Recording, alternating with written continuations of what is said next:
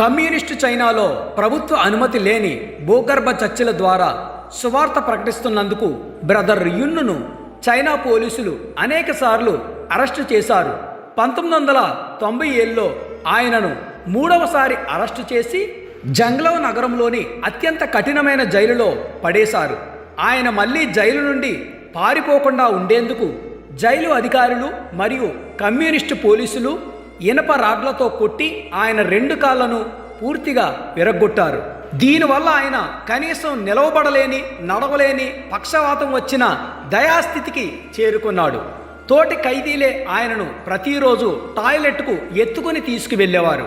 ఆయన జైలు గదిలో ఉండి దాదాపు 2 నెలలు గడిచిపోయాయి.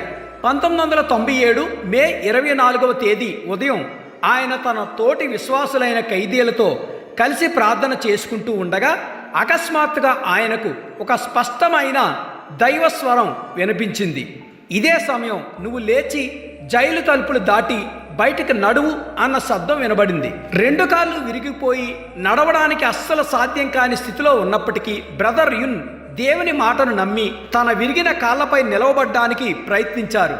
ఆయన కాళ్ళు నేలకు తగలగానే అద్భుతంగా ఆయన ఎముకలు ఒకదానితో ఒకటి అతుక్కుని నరాలకు నూతన బలం వచ్చింది.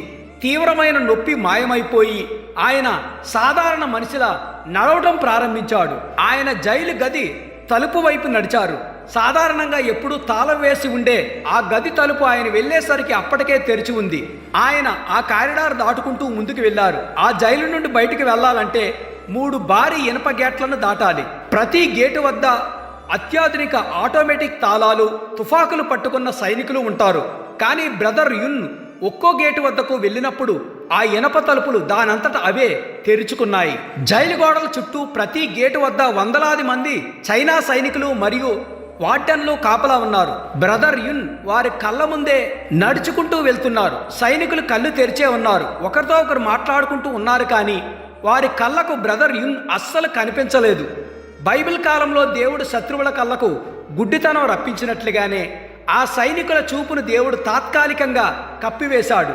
ఆయన ఏ అడ్డంకి లేకుండా ప్రధాన గేటు దాటి నేరుగా జైలు వెలుపల ఉన్న రోడ్డుపైకి వచ్చారు. జైలు నుండి బయటికి రాగానే రోడ్డు పక్కన ఒక టాక్సీ ఆగి ఉంది. బ్రదర్ యున్ అందులోకి ఎక్కారు. ఆశ్చర్యకరంగా ఆ టాక్సీ డ్రైవర్ మరెవరో కాదు, చైనా భూగర్భ చర్చికి చెందిన ఒక క్రైస్తవ సోదరుడు. దేవుడే ఆ డ్రైవర్ను సరైన సమయానికి అక్కడికి నడిపించారు. బ్రదర్ యున్ జైలు నుండి సురక్షితంగా తప్పించుకుని చైనా దేశ సరిహద్దులు దాటి జర్మనీ దేశానికి చేరుకున్నారు.